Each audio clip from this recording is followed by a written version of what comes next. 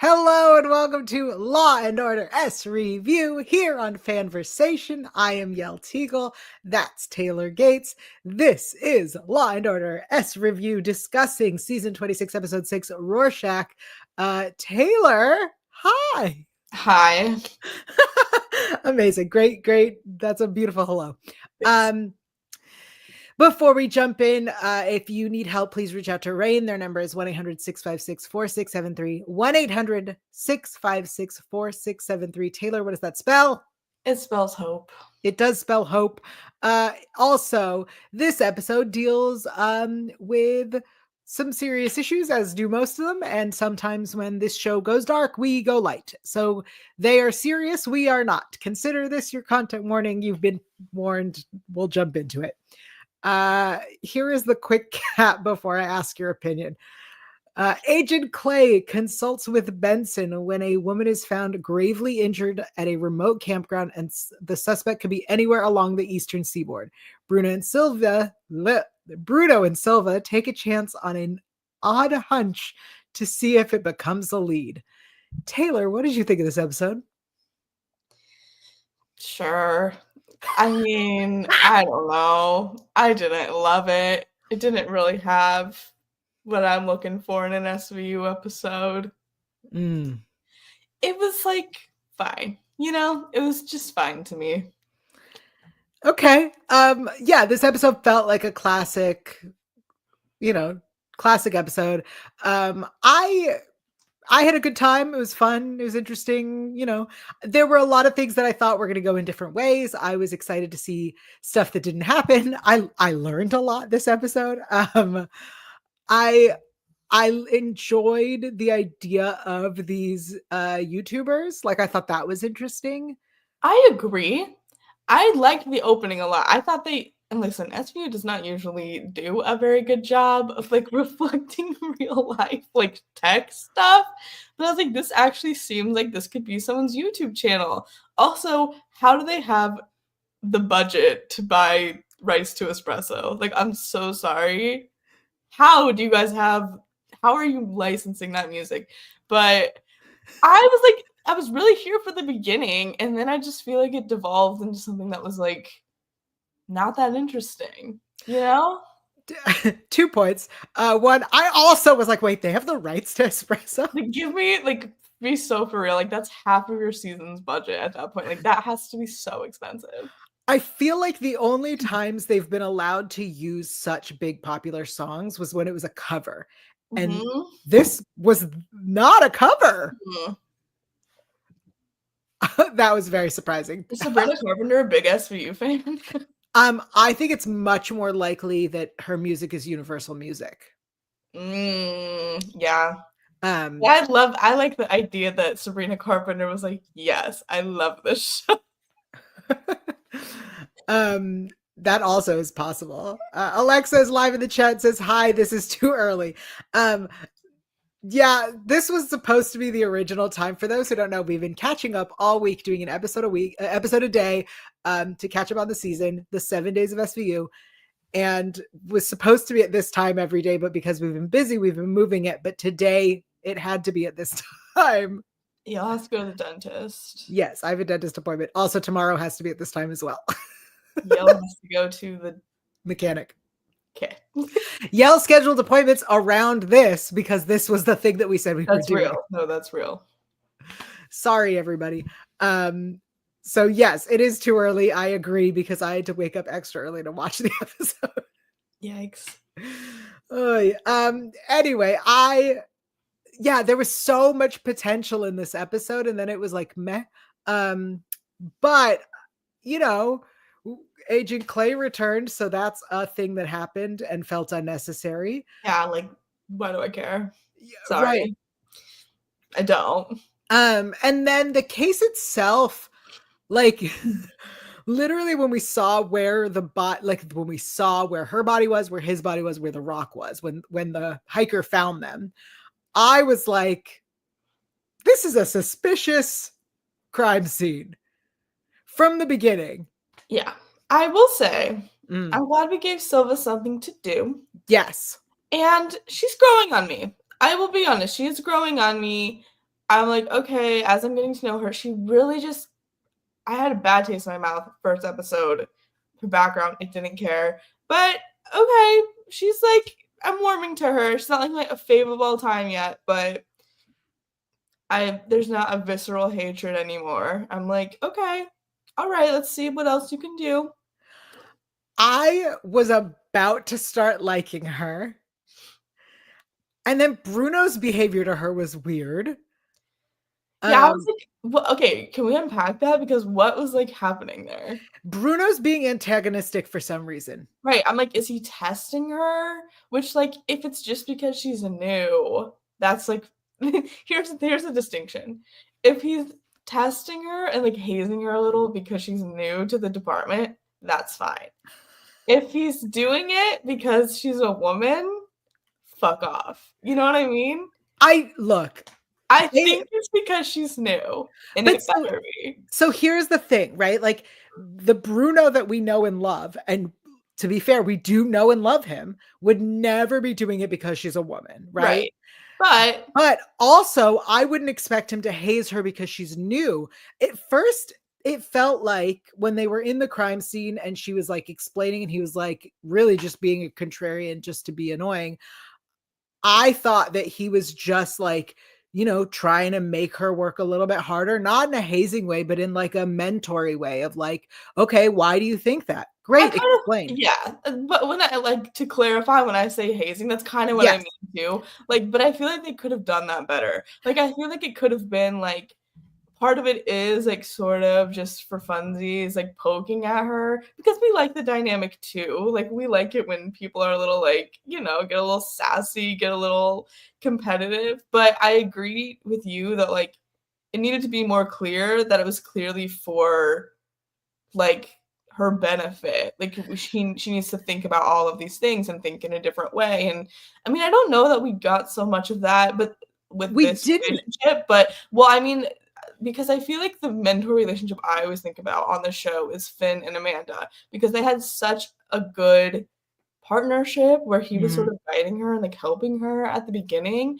I don't know if that we got a lot of like this specific interaction like with those two, but I don't know. Like I feel like I would really like to see something close to that, even if it's in like obviously a different form with like Bruno and Silva. But I feel like we're not like making that clear if that's the direction that we're trying to go yet. That's my issue, right? Like what I wrote in my note is so when she's like, I want to see the knife, he like didn't trust her investigating skills. And that was odd to me, right? Like it wasn't like he was like, okay, but what are you thinking? What's, you know, explain, you know, show your work. I want you to work this through with me so we can do it together, whatever. But he wasn't doing that. It felt like he just didn't trust her as a detective. And then later when he was like trying to like pep talk her at the end and get to know her, I was like, this doesn't feel like our Bruno, but it also doesn't feel like they want a genuine friendship whatsoever. And so if I were her, I would get even more defensive against this guy because his behavior didn't feel teammatey or the way I want Bruno to behave. Yeah, I agree. I feel like they were maybe trying for it, but they missed the mark. Yes. If that's what they were trying, then they definitely missed the mark. If that's not what they were trying, I don't know what they were doing. Yeah, exactly. But I agree with you that it's interesting that now we get a little bit more as to who Silva is, right? Like I do appreciate Benson saying like, you came from a homicide. Maybe you'll see something that they didn't. I liked that. And I like that she did see something that people missed. And she followed her hunch, which was good. I think like I would have wanted to explore more about like how the weapon ended up out like so far away from them. Yeah. Anyway, but also if we're going to talk about Silva, let's talk about at the end where he asks her why she went from homicide to sex crimes. And he says, she a masochist? She says, maybe I am. And I was like, hey, let's go there. No, her reasoning was stupid. I hated it. Like, I hated it. Like, it's so forced and contrived. Like, that specific, no, I hated it so bad. Especially because the thing that she witnessed a woman attacked, and then she saw an old lady also witness the attack, and nobody did anything. And the next day she found out that the woman was raped and murdered. And that is what made her think, I should have done something. I'm going to become a cop like my daddy, and I'm going to do homicide first and then SVU. What? It's so dumb. Like, at that point, just don't give me a reason if it's gonna be that. You know what I mean? Like, I'd rather not have motivation than have that be the motivation. If all of this happened to you, my thought is you would then go into therapy. Also, but teaching people to like see something, say something. You know what I mean? Go into victim services, like something beneficial. How old was she supposed to be when this happened? She was a kid, young teenager. Because I'm like, I don't know. Alexa in the chat says she reminded me of Sarah from CSI. I never watched CSI, so I don't know who that is. Same, I fear. My procedurals are limited to SVU and leverage. Okay, let's talk about Ellie and Chris. Okay.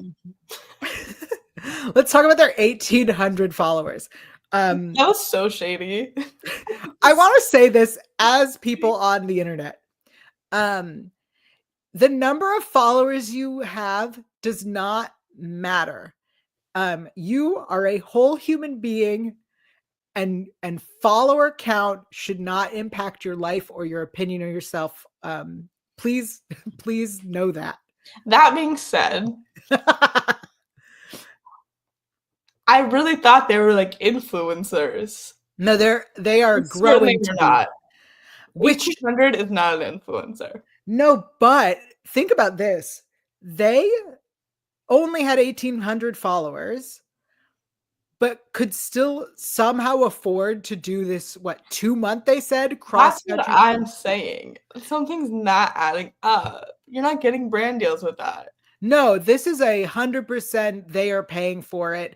And I believe the idea is once they finish this content, then they will have grown their following to a level that they can get sponsors. But my question is, A, does Ellie come from a rich family? I don't think that is the case, because not to be a dick, but Chris definitely didn't. And B, did they have a job before this that they saved all of that money to do this trip? Because they had the camping gear, like the shower thing. That's camping. Yeah. I don't know, man. But I kind of think that this would have been a better episode if they were like super famous and there was like a lot of like media frenzy around it, you know? Because that's how we were going. Because that's what it's ripped from anyway. I mean, the Tito case, if anyone doesn't know, that was a very big. Yes, it was. No, I don't know what it is. Tell me about it. Oh, you're like, I thought you were like, no, it wasn't. I was like, yeah, it absolutely was. Did you not see that when that was on? When that was like in that? Okay, it was basically like this, where some girl was like traveling with her boyfriend, and the thing that was in the episode that was like very reminiscent of the actual case is that they got pulled over on a traffic stop, kind of just because I think it was just because the cop was like suspicious, like something felt off, but like he couldn't really like do anything because there was like nothing really illegal going on. And then she was found, like, I think it was missing, and then eventually they found the body, I want to say, and the boyfriend did have something to do with it. Correct me if I'm wrong, because this was like a couple of years ago, but this is like how I'm recalling it at least. And the mom, I think, was like weirdly kind of defensive of the son, I want to say. So like I think it was pretty close to the real case in a lot of ways. And I don't know that she was like an influencer or anything, but the media frenzy around the investigation was intense. Like it was on the news all the time. Like my mom would call me and be like, did you hear? And I was like, the fact you know about it is like really saying something, because it was on like all of the news channels. So Alexa in the chat says, I remember when the real case was happening. I want to say it was like 20 20-ish, like maybe a little before or after, but I believe it was like that many years ago, I want to say. Okay. I did not know any of this. Thank you for telling somebody that is ripped from the Oh, headlines. yeah. No, it was like a big thing. Hold on, I'm going to look it up. All right. Well, while she's pulling that up, I will say, 2021. okay. Yep. Thank you. Yes, they were van life bloggers. That's right. But I don't think they were like huge in the community or anything. But I could be wrong about that. I'm not really a van life content consumer. So yeah, that's not your niche. I mean, I've watched a video here and there, but it's not something I binge. Interesting. I had no idea. I think the cop pulling them over was interesting. And I was positive that the cop is the one who did it in that moment. I went, oh, that's what happened. They got pulled over. They almost got a ticket. So then like he came back and, attacked them. I will say, yeah, another red herring I did like mm-hmm. was the bartender. Because that was crazy. And like, I don't know, the fact he spit on her, like, and it wasn't connected, I thought was like, I did like that detail. I thought that was like a really interesting misdirect. Also that his baby mama was his Don't get into my best line. No, just the idea that like this guy, like, who's your alibi? Well, she's not my girlfriend. Let me make that very, very clear to you. That guy's performance was unhinged. Well, let's give some actor shout outs because I love to do it. Yeah. Okay, so Clay, our returning Clay, is Josh Cook. Chris, really great performance as Chris, because to see this kid look very much in love, and then also to see him turn into a monster, and then also to see him devastated by his own action. Like, what an amazing performance. Chris was played by Graham Patrick Martin. And Ellie was played by Jen Parker Davis. Also a really great performance. I totally believe that girl was an influencer. Oh yeah, she did a great job. Like I said, like it felt so real. The beginning, I feel like really nailed the like tone of everything, and even look and like the montage where they were like the hand thing. Days. Yeah, I was like, this was really good. Like the director popped off. Well, we'll give the director credits in a second. So her mom, Laura, was played by Gemma Williamson, and then his mom, Virginia, was played by Gina Constigan. Sorry. Gina, you ate that. Costigan. I'm sorry, I'm mispronouncing. Gina, you ate that. No matter what your last name is. Yeah, so good. This episode was directed by Oscar Renee Lazoya II. Wow. Yes. Yeah. Yes, those are my shout outs for this episode. What else do we want to talk about? Let's talk about the hand squeezing. Because I have a big qualm. Me too. Okay, so Ray, we're trying to figure out if she can squeeze your hand, if she can hear us or not. They are asking if Chris did it. Did Chris do it? Did Chris do it? And she's not squeezing. And at no point did it cross their mind that she's not squeezing because he didn't do it. Right? Yeah. Like, you didn't ask a yes or no. You weren't like, squeeze once for yes, two for no. You know what I mean? Yeah. It was just, did he do it? She's not squeezing. Maybe she's telling you that it wasn't him. Yeah. Yeah. Not that that's the truth, but the fact that never crossed their mind is right, so you gotta annoying. Phrase it a certain way, but that's not my issue. Okay, go on. My issue is, why did it not end on a hand squeeze? Like, are you kidding me? You set up that this hand squeeze is like the biggest deal. Olivia gives this beautiful speech. We caught him. I hope that you know that. Let her squeeze her hand. That would have been a great finish, and yet we didn't get that. That was so unsatisfying to me. I thought the same thing, but I believe the reason we didn't end on a hand squeeze is because the hand squeeze is a muscle twitch and not her responding. This girl, from what we understand from those doctors, has they said that her brain is not active. Do you think I care about medical accuracy, or do you think I care about good, effective storytelling? Because it's not the former. I'm going to tell you that. I don't give a fuck what it really was.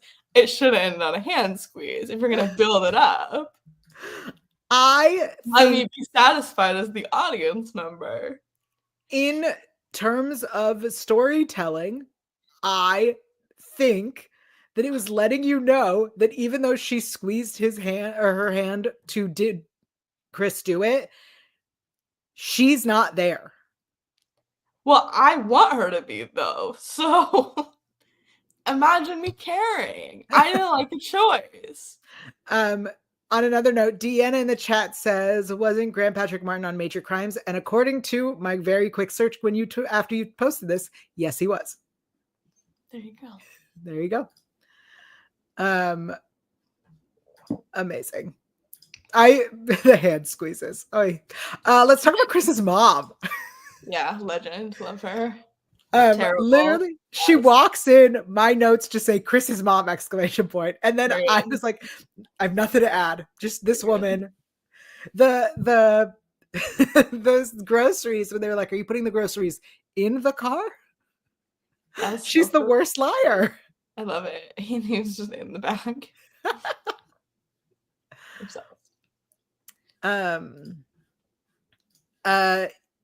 Yeah, as soon as there was at some point that I was like, oh, this man definitely stabbed himself. Like, I don't remember where that thought came to me, like at what point in the episode. But I do appreciate the end. Benson's like, oh, so you assume she cheated, which is why you attacked her, raped her, and then, didn't want to live without her, so you stabbed yourself. His lawyer being like, we know what happened from there. I was like, do we? Yeah. I was like, but maybe we should talk it out, though. It's funny because earlier, Benson's yelling at him. Tari caught just a little bit of this episode. And he goes, why isn't the lawyer telling him to shut up? So true. So true. So then the lawyer not telling him to shut up, but then also being like, I think we know where it goes for you. I'm like, you're the worst lawyer there is. Yeah. I'm like, okay. Alexa in the chat says, I like this episode. They changed enough from the real case to make it interesting. I mean, now I'm interested to go and find out a little bit more about the real case. It's messed up. Yeah, a lot of this stuff is. It was crazy to watch it play out in real time, honestly. It was a very wild case. I bet. I want to talk real quick about Clay's use of SVU for this. Okay. Because Benson's like, look at this giant stack of files. And he's like, yeah, I hear you, but no but, dude. I just am like, what is the point? Like, why do we need him? Why couldn't we have just had them pat? You know what I mean? I don't know. Like, it was so unnecessary to me. I also didn't like when the episode started and they were doing this cross-country trip. And I was like, oh, they're starting in LA. Got it. Okay. They're coming to New York. We'll find them when they get there. Like, I was surprised that we even needed him. Because the case was they could have ended up in Manhattan. That's what I'm saying. I'm just like, why do we need to go through all of this? That's kind of how I feel when we bring in extra people, outside people a lot, though. I'm like, why do we need to spend time, like we already have a pretty decently sized squad that we don't know that much about. Like, I don't care about the extra people. Like, focus on the people who are on our team. I mean, Curry wasn't even there this time. Yeah. Velasco wasn't really either. No, Velasco let us know that they have 1,800 followers. They talk to their trolls. Which, like, great. I also feel like I liked the intention behind Silva being like, people's real life is really different than social media. But I don't feel like the argument was, like, made well at all. It was so weirdly disjointed almost. Well, I think it was about the relationship seems perfect to the outside world and he's abusive. Like, I think was. But even with like the commenters, like, how do we even get to the roommate commenter through that? Like, that was so weird. They were like, yeah, has anyone been super positive in the comments? And then we got to her and she was just like this chill girl. Like, it was fine. I don't know. That was just like kind of a weird segue. I agree with you because I get like you were saying earlier, had they been more popular, then it would have been an interesting red herring of a stalker or somebody who's obsessed with them or whatever. But instead it felt like just 3 extra steps to get to she was at the bar. Right. It reminds me of the choking episode. I know I bring that up a lot now, where like we ended up with the cousin and the girl who ran into the street just to get us back to the dad. Right. Like, why are we doing all of that? We need to take you all the way out here just to get you back to where you already were. It was just like so random. They were like, wow, the commenters, and it was just this like lovely, lovely girl. Like, it's just so funny. Just a roommate who cares about her. Yeah, she was just a sweetheart. Like, there's nothing malicious there. Okay. Yeah. Sure. All right. Well, on that note, let's go to best lines because I have a few. Okay, you go first. Okay. So this one, which I think is like really great anti-smoking commercial, which is he's just going to kill himself one puff at a time. Good line. And then I have the Chris's mom saying, I'm a good mother. I am, because it reminds me of good guys who tell you like, I'm just a good guy. I'm a nice guy. You're one of the good guys. If they have to tell you that they're good, they're not. And then Bruno to Silva, if Benson were here, she'd probably say something about hope. Because it felt not only accurate, but also a dig. And it also felt like, and this is just because we had the conversation yesterday about is Mariska leaving. I was like, is that a little foreshadowing moment that he's going to be the one to like take charge from her? You know what I mean? I don't know. That's kind of was where my mind went a little bit. Could you imagine Bruno taking charge? Bruno Moneybags taking charge? It would be interesting. It would be interesting. That's what I'm saying. I think it would be so different. I do like the idea of that's his pep talk. Being like, Me too. She'd say something about hope. Let's move on. I don't know. But I was just like, no, I don't know what we're doing with that. But maybe that's a little something, or maybe it's not. Interesting. All right. Hit me with your lines. Okay. Is he in any shape to speak with us? Well, he's on a lot of pain meds. I'm going to take that as a yes. I don't think that you should take that as a yes. That's very much a no. Yeah. I was like, okay. This line pissed me off because it's grammatically like doesn't work. The girl can't move or speak, much less breathe on her own. Shouldn't it be opposite? Because much less, shouldn't it be the girl can't breathe on her own, much less move or speak? I watched that a couple times because it made me so angry because I was like, that's not how you use much less. Whatever, I don't like that. I'm with you. The worst lines. You know anything about the spit that got in her hair? Like, just out of context. Funny line. Got anyone who can vouch for that? My baby mama. Okay. You're not Rockland County. Where are you even from? Like, the way she delivered that line was crazy. I was like, relax. And then finally, you're trying to make up for 25 years of bad parenting by aiding and abetting murder? Well, yes, she is. Yes, she is. But yes, she is. Yeah, more lines. Best and then one worse line because it's not how you use much less. We'll change it from best lines to our thoughts on the lines. Our thoughts on the script. Of the lines. Yeah. Just script notes, I think is what we'll call it. Yeah, 100%. Alexa in the chat says, I love Bruno. I love Bruno so much. And then Deanna says, Yael entering her choking era. First of all, choking is not one of my kinks. Yael's been in her choking era. Choking is not one of my kinks. Moving on. Yeah.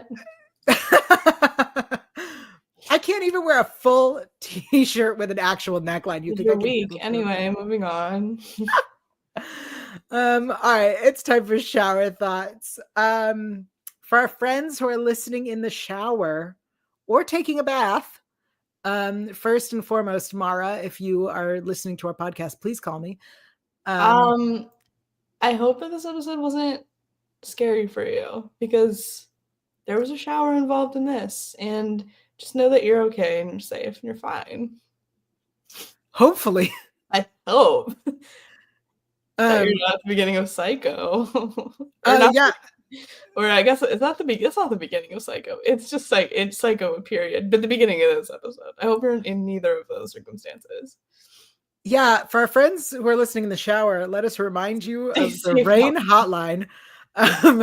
It is 1-800-656-4673, 1-800-656-4673. 4673 spells hope. Also, if you need help at this moment in your shower, call 911. and don't slip. Please don't slip. Do you have like sticky things on your floor of your shower? No. Do you? No, because I don't have mine's not a bath. It's like a standing shower with So tile. is mine. My grandparents' house does. Mm-hmm. They're kind of weird feeling on your feet, you know? I don't like them. Yeah. But safety, though. That's true. But I have a thing on my drain to catch my very long hair. Yeah, me too. And it so gets clogged all the time. Yeah. Yes. The challenges of having long hair. Yeah. Those have been our shower thoughts. Yes. All right. What did we learn? I learned 2 things this episode. You go. Okay, but first, Alexa in the chat says, I actually did listen to the first few minutes of in the shower today. As you should. Is that because we were early? I'm so sorry that we got you out of the shower early. I hope you finished what you were doing in the shower. All right. What did I learn? Okay. I learned 2 things. Did you not learn anything? You go first. Why? Because mine's going to just steal yours? No. I don't really have much. I knew all of it. Okay, so I learned, allegedly, I didn't look up if this is true, the Appalachian Trail spans 14 states. Oh, I'm going to be so honest with you. I just blacked out whenever they started talking about geography and hiking because I don't care. I'm never going to be doing all that, so I kind of just went right. So Clay said it, and I, like, also usually will ignore where things are, but when he said 14 states, I misheard that. And so I read around and I went, 14 states? That's huge. It's a lot. Doing all that. And this I have to confirm because this is, I think, the greatest fact I've ever heard. Spitting on someone in New York is assault. Okay, yeah, I actually did learn that too. That's crazy. It kind of makes sense. Like, that's fucked up. You shouldn't be doing that. I'm looking it up. I have one. Go on. I mean, they've done it before, but they really just be sending anything and everything to Quantico. Mm-hmm. Why is that? Because that's where the FBI is. That not where the FBI base is or something? Yeah, so that's because Clay was there. I see. Yes. But I don't know. Every time I'm just like, oh, they're sending it to Quantico. Like, they have a really good, I don't know, place to run prints and stuff there. Okay. As to the spitting, in California, spitting is battery and it's a misdemeanor. Okay, that actually makes a little more sense to me, at least. But allegedly in New York, it's assault. That's kind of crazy. I think it should be something, maybe not full assault. The battery misdemeanor does make sense to me. You know? I don't know. It feels more right. I mean, it is an attack on someone's body. It's also like your bodily fluids onto their body. So gross. Not to get into logistics. Please, logistically. Like, spitting in someone's direction and it landing on them versus like spitting in their eye or something, like that's different things. He spit in her hair. I know, which is a middle ground to me because it's not her eye, but it's not just her general direction, you know? There's different levels of spitting on someone, I think. There's also an entire kink about spitting on someone. I know. I watched Disobedience. If you guys haven't, go ahead and go do that with Rachel Weisz and Rachel McAdams. You made me watch it. You're like, yeah, and your life was changed, probably. So I'm just saying, we all know. But that was not a misdemeanor. That was sexy. Right. So spitting on someone in another context with consent is sexy. Exactly. That's what we learned. Yeah. Also, I didn't learn it. I knew. I've been new. well, that's what you all learned. That's what you guys learned. Is that you should watch Disobedience. I'm gonna also point out spitting is also not one of my kinks. Yeah. I like the idea that this podcast is just teaching people what is and isn't my kinks. Yeah. It's important. Someone's taking notes. You're never gonna find out from me. So that's the other thing about this episode, was talking about the difference between who you are online and who you are in person. That was not different. I'm very, very similar. Am I? Yes. Okay. I think honestly, like, although like the other stuff we do is curated, right? Like we write and publish and edit, our posts are edited. We take the time to write the, caption and think about that. This show is a live stream. And I think that, not to be like live streamers are better, but I think that live streaming allows viewers and audience members to see more of who the real person is. Because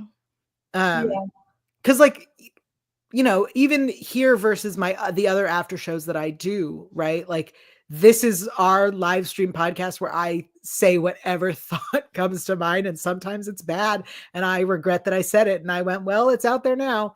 Well, it's interesting. This is a weird comparison maybe, but I had moderated for the first time this year. Yeah, you did. In front of an audience. And I was so much more nervous about that than like a junket interview, because I'm like, well, that's not live. Like, our editors can, if I say something dumb or have a weird reaction, that can be cut out, that can be edited out. So there's like a safety in that. Whereas like with moderating, that's so scary because it's so unfiltered, unedited. And there's like beauty in like the fact that it is live, but it's scarier too. It's like when actors will do film and TV versus theater. Like, that's a very different experience just because of how you're being perceived in the moment. There's preparation, but there's no curating in the moment. Like, things can happen, which is scary, but also that's what kind of makes it special too. I mean, absolutely. On one of my shows, we interviewed an actor who's usually a stage actor, and it was his first TV show.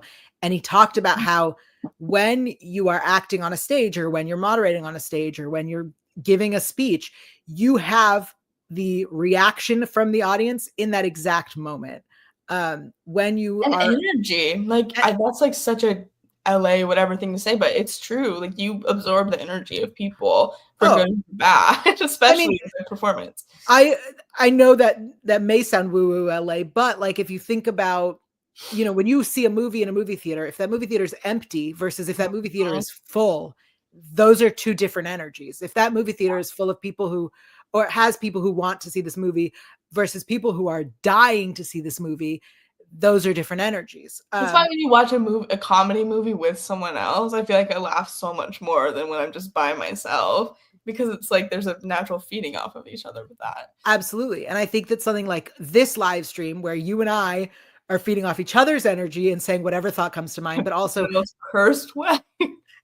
The worst. But we also have an amazing live chat with us who is, they're sharing their thoughts and participating in the conversation and changing the energy and what we talk about and everything. The internet is a fun and interesting place, and how we all respond and react is so different. And I almost wish, again, like, this episode could have gone totally into a different message and story. Alexa, shared experience. Absolutely. And Danny, welcome. Glad you joined us at the end. Sorry we're early. This is my fault. It's usually my fault. I think, the episode had a lot of potential. I feel like I've been saying that every episode this season so far. I hate that. I mean, I feel like we've had some good ones and we've had some flops. I will say, weakest, the premiere, still by far to me. I was like not here for the premiere at all, especially with the weird everyone hates cops things that we have not seen since. Like, well, we did see good, but was the premiere was the threesome. Yeah. Potential for a foursome. Yeah, the aftertaste was fine, but I just hated the vibes. Yeah. I'm sorry, guys. Could you stop dying? No, I wish. All right. Well, while you're drinking your water, I will remind everyone we are doing the 7 days of SVU. We're catching up on what we missed. We have another episode tomorrow at this earlier time. And then our last episode has been moved from Saturday to Monday. So that's how we're doing it. Holidays and stuff. So that's what we're doing until tomorrow. I have to watch the episode tonight. Until tomorrow, Taylor, where are you at and what are you up to these days? I'm on Twitter at Elva_, and I'm also on Instagram at Taylor_Gates_. I'm also doing stuff on Collider. So if you want my thoughts on movies or conversations with people about movies they were in, you can read it on Collider.com or FANVERSATION. Amazing. I am Yael Tygiel. I am on Instagram at Yael Tygiel. That's YAELTYGIEL. If you want to see more curated after shows that are very highly edited, and I don't get to say whatever thought comes to I do say any thought that comes to my mind, then we have to cut it out. Those after shows are on Electric now. They are for Leverage Redemption, Almost Paradise, and The Arc. Also, if you like romance books or want to hear more about kinks that are not my thing, but are yours and I don't judge, check out Good Little Library Mouse on Instagram or fanversation.com/books. Okay, that's it. Thanks, everybody. We'll see you tomorrow. Yeah, do the hearts.